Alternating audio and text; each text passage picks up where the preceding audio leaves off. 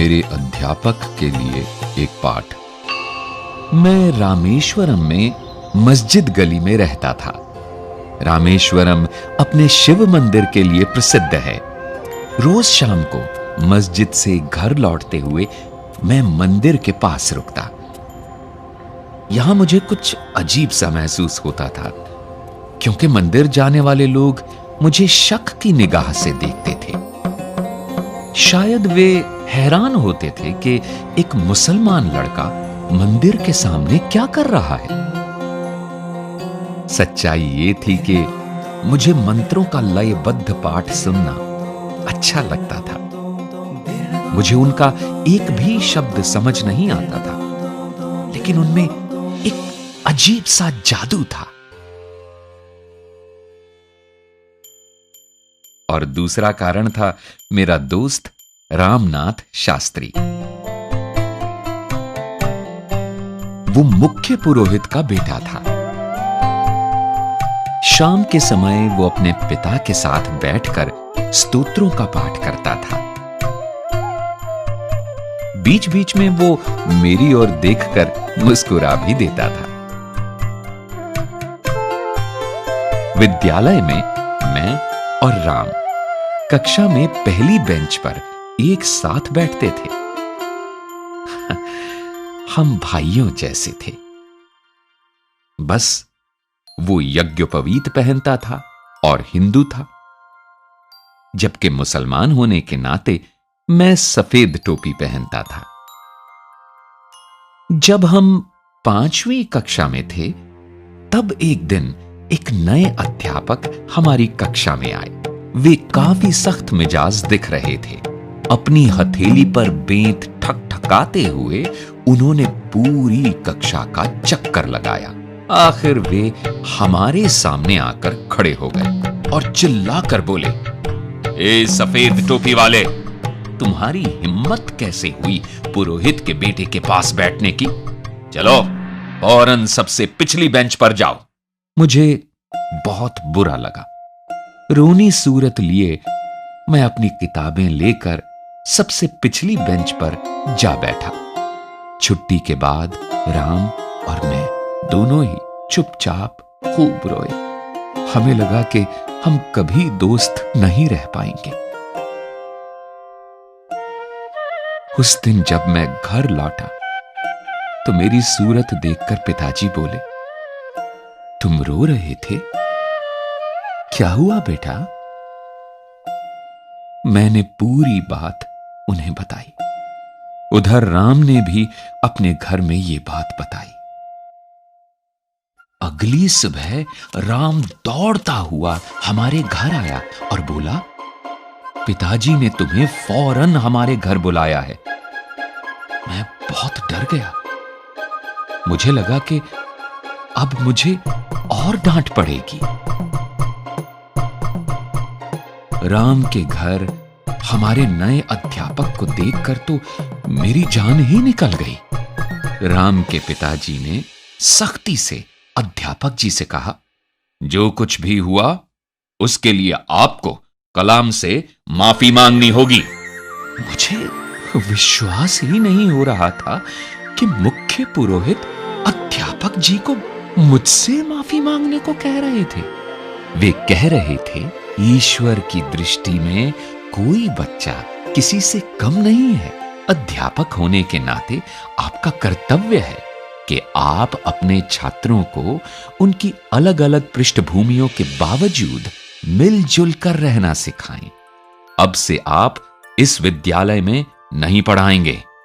अध्यापक जी ने तुरंत उनसे क्षमा मांगी और मुझे गले लगाते हुए कहा, कलाम, मुझे बहुत अफसोस है कि मैंने तुम्हारा दिल दुखाया। आज मैंने जीवन का एक बहुत ही महत्वपूर्ण सबक सीखा है। राम के पिताजी ने जब देखा कि अध्यापक जी को सचमुच अपने किए पर खेद है, तो उन्होंने उन्हें विद्यालय में पढ़ाना जारी रखने को कहा। राम और मैं फिर से पहली बेंच पर बैठने लगे। हमारी दोस्ती आज भी बरकरार है।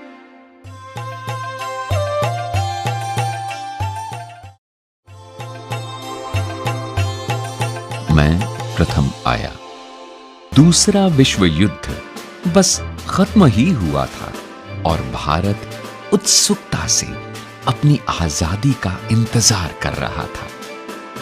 रेडियो पर अक्सर सुनाई देता था कि गांधी जी ने घोषणा की है, भारतवासी अपने भारत का निर्माण खुद करेंगे। देश अभूतपूर्व आशा से भरा था। मैं मन ही मन अपने देश के लिए कुछ करना चाहता था। इसके लिए किसी अच्छे विद्यालय में पढ़ना जरूरी था। लेकिन मैं अपने माता पिता से यह बात कहने का साहस नहीं जुटा पाता था, क्योंकि मैं जानता था कि वे मुझे अच्छे विद्यालय में नहीं पढ़ा पाएंगे। एक दिन मुझे अचरज में डालते हुए मेरे पिताजी ने मुझसे कहा, अब्दुल, मैं जानता हूं कि तुम्हारे मन में आगे पढ़ने की कितनी इच्छा है। हम अनपढ़ लोग हैं, लेकिन मैंने और तुम्हारी मां ने तुम्हें लेकर बहुत ऊंचे सपने देखे हैं। तुम फिक्र मत करो, जैसे भी हो हम पैसों का इंतजाम करेंगे ताकि तुम अच्छे विद्यालय में पढ़ सको। रामेश्वरम से दूर समुद्र पार चहल पहल भरे रामनाथपुरम शहर में था the Schwarz school.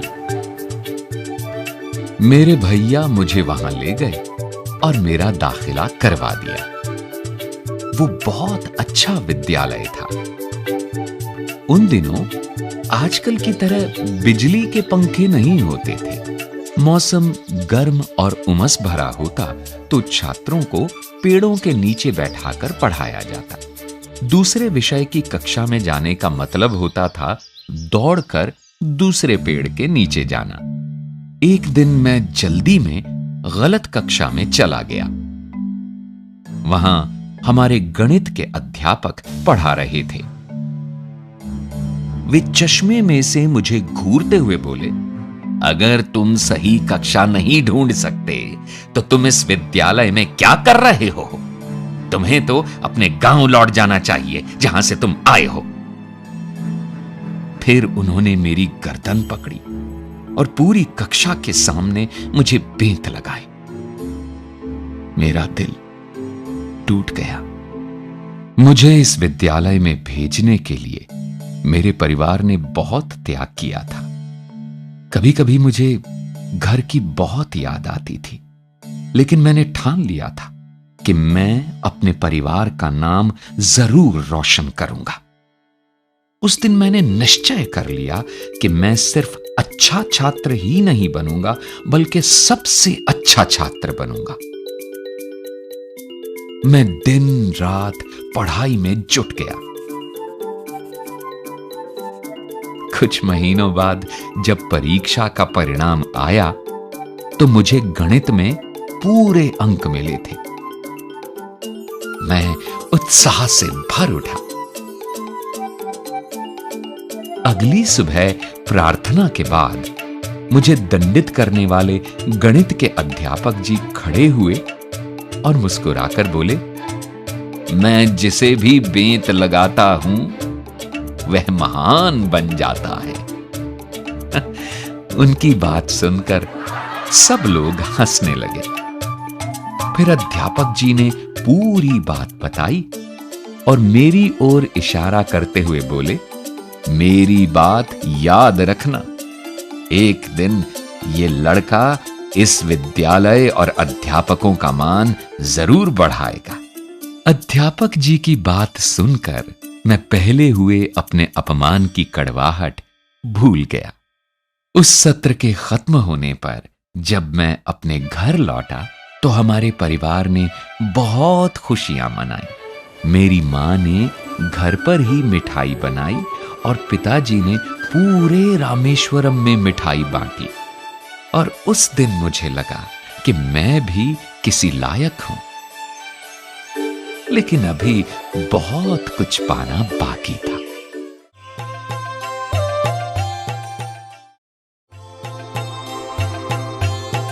Fighter jet का डिजाइन बनाना। बचपन में रामेश्वरम में मैं और मेरे दोस्त विद्यालय से पैदल घर वापस आया करते थे।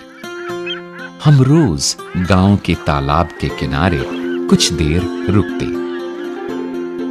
मेरे दोस्त तालाब की लहराती सतह पर कंकड़ फेंकने का अभ्यास करते और मैं बैठा सारसों और समुद्री पक्षियों को आकाश में उड़ान भरते देखता। उनकी उड़ान देखते हुए मैं भविष्य के सपनों में खो जाता था। जैसे जैसे मैं बड़ा हुआ, मुझे अपना लक्ष्य स्पष्ट दिखाई देने लगा। मेरी समझ में आ गया था कि अपने सपने सच करने के लिए मुझे इंजीनियरिंग की पढ़ाई करनी होगी। मद्रास इंस्टीट्यूट ऑफ टेक्नोलॉजी तकनीकी अध्ययन के लिए दक्षिण भारत में सबसे अच्छा संस्थान था। मैंने बड़ी मेहनत से पढ़ाई करके स्कॉलरशिप हासिल की ताकि मैं इस संस्थान में पढ़ सकूं। उस दिन मुझे अपना लक्ष्य और भी साफ दिखाई देने लगा जब मैंने MIT में कदम रखा। MIT के परिसर में 2 बड़े विमान प्रदर्शन के लिए रखे गए थे। मुझे अच्छी तरह याद है कि बाकी छात्रों के छात्रावास में चले जाने के काफी देर बाद तक भी मैं विमानों के पास बैठा रहता था। इनके निर्माण और डिजाइन ने मेरा मन मोह लिया था और मेरे मन में भी किसी दिन ऐसा ही विमान बनाने का सपना जागने लगा था। इंजीनियरिंग की पढ़ाई के दौरान आखिरी प्रोजेक्ट के लिए मुझे कक्षा के 4 और साथियों के साथ मिलकर एक फाइटर जेट विमान डिजाइन करने को कहा गया। हमने काम आपस में बांट लिया। एक दिन मेरे काम की प्रगति की जानकारी लेने के बाद हमारे अध्यापक ने मुझसे कहा, अब्दुल, मैं तुम्हारी कार्य योजना से सचमुच निराश हुआ हूं। मैंने तुमसे कहीं बेहतर काम की अपेक्षा की थी। मैंने उन्हें कई कारण बताए, लेकिन उन्होंने मेरी एक न सुनी। आखिर मैंने विनती की, सर, मुझे 1 महीने का समय दीजिए। मुझे विश्वास है कि मैं बेहतर डिजाइन बना लूंगा। उन्होंने मुझ पर नजर डाली और बोले, देखो नौजवान, मैं तुम्हें 3 दिन दे रहा हूं। अगर सोमवार की सुबह तुमने मुझे इससे बेहतर डिजाइन न दिखाया तो शायद तुम्हें अपनी स्कॉलरशिप से हाथ धोना पड़ेगा। मैं स्तब्ध रह गया। मेरा भविष्य, मेरे सपने स्कॉलरशिप पर टिके थे। उसके बिना मैं कुछ नहीं कर पाता। मेरे पास डट कर काम करने के अलावा कोई चारा नहीं था। उस रात मैंने पलक तक नहीं झपकाई। अगली सुबह बस घंटे भर आराम किया, जरा सा कुछ मुंह में डाला और फिर काम में जुट गया। रविवार की सुबह मैं काम खत्म कर ही रहा था कि अचानक मुझे लगा जैसे मेरे पीछे कोई खड़ा है। मुड़कर देखा तो पाया मेरे अध्यापक मेरी ड्राइंग को बड़े ध्यान से देख रहे थे। मेरे काम को अच्छी तरह जांचने के बाद उन्होंने मेरी पीठ थपथपाई और बोले, मैं जानता था कि काम पूरा करने के लिए बहुत कम समय देकर मैंने तुम पर दबाव डाला, लेकिन मैंने कभी उम्मीद नहीं की थी कि तुम इतना बढ़िया काम कर दिखाओगे। अध्यापक जी की बात सुनकर मुझे इतनी राहत और खुशी मिली कि मैं भूल ही गया था कि पिछले 3 दिनों में मैं खाना सोना सब भुलाकर काम में जुटा रहा था। न सिर्फ मेरी स्कॉलरशिप जारी रही, बल्कि मद्रास इंस्टीट्यूट ऑफ टेक्नोलॉजी की परीक्षा भी मैंने बहुत अच्छे अंकों से पास की। मैं विमान का डिजाइन बनाने का अपना लक्ष्य पाने में सफल रहा था और अब विमान उड़ाने के अपने सपने के भी बहुत करीब आ गया था।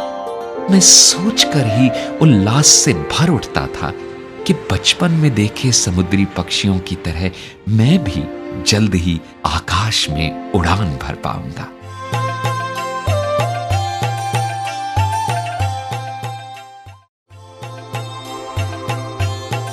असफलता से सफलता की ओर आखिरकार प्रक्षेपण की घड़ी आ ही पहुंची। इस क्षण के लिए हम लोगों ने 7 बरस अथक परिश्रम किया था। हमारे दल के सभी लोग सांस थामे भारत के पहले उपग्रह प्रक्षेपण यान यानी सैटेलाइट लॉन्च व्हीकल SLV-3 के प्रक्षेपण की प्रतीक्षा कर रहे थे। उल्टी गिनती शुरू हुई। 10, 9, 8, 7, 6, 5, 4, 3, 2, 1, lift off! पहले चरण का प्रदर्शन बहुत बढ़िया रहा। हम मंत्रमुग्ध खड़े देख रहे थे। हमारी आशाएं SLV-3 के रूप में उड़ान भर रही थी। अचानक जैसे सपना टूटा, दूसरा चरण नियंत्रण से बाहर हो गया और 317 सेकंड बाद उड़ान समाप्त करनी पड़ी। पूरा ढांचा समुद्र में जा गिरा। हमारी आशाएं धराशायी हो गईं। एक पल जादू था और दूसरे ही पल गहरी हताशा। हम में से ज्यादातर के लिए यह घटना एक बड़ा सदमा थी। मैं क्रोध और हताशा से भर उठा। एक संवाददाता सम्मेलन का आयोजन किया गया था, जिसमें प्रक्षेपण की असफलता के कारणों पर चर्चा होनी थी। मैं SLV-3 की असफलता के लिए खुद को जिम्मेदार मान रहा था और मन ही मन डर से कांप रहा था। मैं जानता था कि संवाददाता सम्मेलन में मेरी और मेरे दल की खूब आलोचना होगी, लेकिन हमारे संगठन के अध्यक्ष प्रोफेसर सतीश धवन ने मुझसे माइक ले लिया और आत्मविश्वास के साथ सभी प्रश्नों के उत्तर दिए। उनके अविचलित रहने और विचारों की स्पष्टता से मैं सचमुच बहुत प्रभावित हुआ। प्रोफेसर धवन ने कहा, "ये अभियान बहुत जटिल होते हैं। हमें पता लगाना होगा कि गलती कहां हुई, गलती ठीक करनी है और फिर निश्चित रूप से देखना है कि ऐसी गलती दोहराई न जाए।" और फिर उन्होंने कहा, "मुझे पूरा विश्वास है कि ठीक 1 साल के अंदर हम एक उपग्रह को सफलतापूर्वक पृथ्वी की कक्षा में स्थापित करने का लक्ष्य प्राप्त कर पाएंगे।" उनके इस वाक्य ने मेरी बहुत हिम्मत बंधाई और मैं जोश से भर उठा। पिछले सप्ताह भर मैं नाम मात्र ही सोया था। मैं सीधा अपने कमरे में गया और बिस्तर पर जा गिरा। ठीक 1 साल बाद 18 जुलाई 1980 को एक बार फिर पूरे देश की निगाहें हम पर थी। भारतीय अंतरिक्ष कार्यक्रम का भविष्य बदल देने वाले प्रक्षेपण की घड़ी आ पहुंची थी। तड़के ही SLV-3 ने उड़ान भरी। उपग्रह कक्षा में सफलतापूर्वक स्थापित हो चुका था और तब मैंने अपने जीवन के सबसे महत्वपूर्ण शब्द बोले। Mission director calling all stations. सभी चरण सफलतापूर्वक पूरे कर लिए गए हैं और उपग्रह रोहिणी अब अपने ग्रह पथ में है। चारों ओर से उल्लास भरी आवाजें उठने लगी।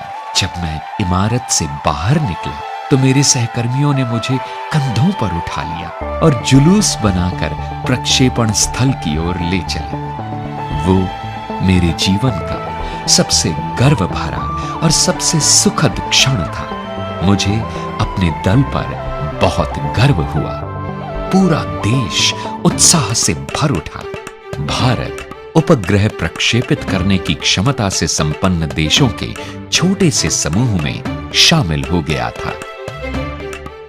हर अखबार के पहले पृष्ठ पर उपग्रह के सफल प्रक्षेपण की खबर थी। एक बार फिर संवाददाता सम्मेलन हुआ। मैंने प्रोफेसर धवन से अनुरोध किया कि संवाददाता सम्मेलन वे ही संबोधित करें, लेकिन इस बार उन्होंने माइक मेरी ओर करके मुझे ही प्रश्नों के उत्तर देने दिए। उन्हें पता था कि इस परियोजना पर मैंने कितना श्रम किया है और उन्हें लगा कि प्रश्नों के उत्तर मुझे ही देने चाहिए। उस दिन मैंने सीखा कि दल का नेता अपने दल का मार्गदर्शन कैसे करता है। वो असफलता का दोष खुद लेकर सफलता का श्रेय अपने दल को देता है। मैंने मन ही मन सोचा कि काश किसी दिन मैं भी ऐसे ही अपने दल को प्रोत्साहित कर पाऊं।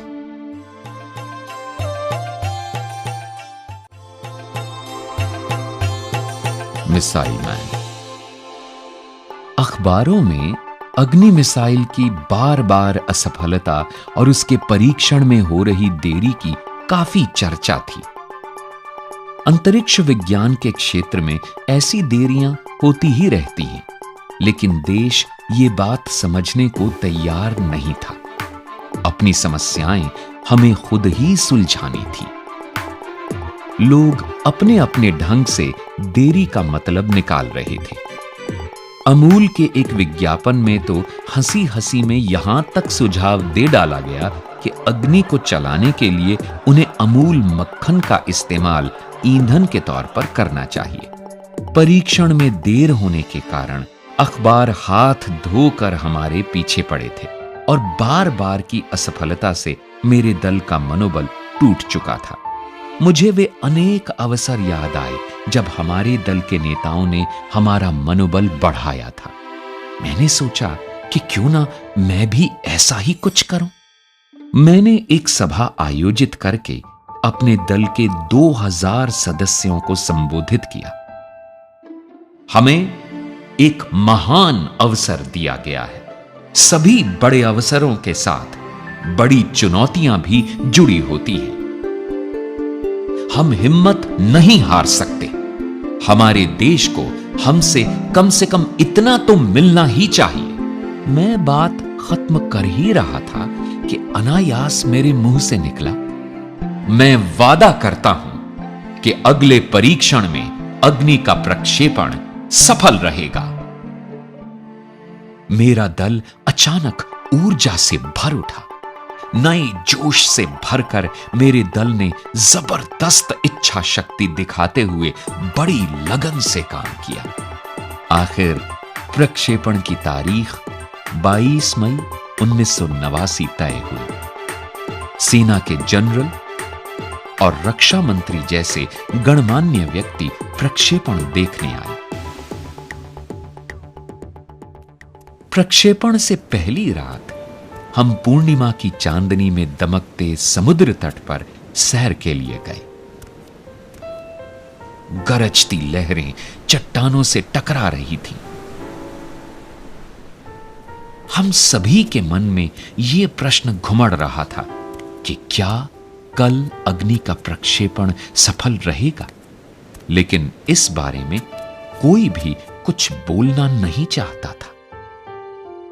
आखिर रक्षा मंत्री ने चुप्पी तोड़ी और मुझसे पूछा, कलाम, कल हमें अग्नि की सफलता की खुशी कैसे मनानी चाहिए? तुम्हारी क्या इच्छा है? प्रश्न सरल था, लेकिन मैं तुरंत उसका उत्तर नहीं दे पाया। सोचने लगा कि मुझे क्या चाहिए। मेरे पास क्या नहीं था। और तभी मुझे एक ख्याल आया। मैंने कहा, हमें अपने शोध केंद्र में 1 लाख पौधे रोपने हैं। रक्षा मंत्री का चेहरा चमक उठा। उन्होंने गदगद होकर भविष्यवाणी की, अग्नि की सफलता के लिए धरती माता तुम्हें आशीर्वाद देगी। कल हमें सफलता जरूर मिलेगी। अगले दिन सुबह 7:10 पर अग्नि का प्रक्षेपण हुआ, एकदम बाधा रहित और त्रुटिहीन। यह बिल्कुल ऐसा ही था जैसे कोई बुरे सपने के बाद जागे और पाए कि उज्जवल सवेरा उसका स्वागत कर रहा है। विभिन्न कार्य केंद्रों पर 5 वर्षों तक लगातार चले काम का अच्छा परिणाम मिला था। कुल 600 सेकंड की सुंदर उड़ान ने हमारी सारी थकान को पोंछ डाला। बरसों की मेहनत की ये अद्भुत परिणति सामने आई थी। ये मेरे जीवन के महानतम क्षणों में से एक था और हमेशा रहेगा।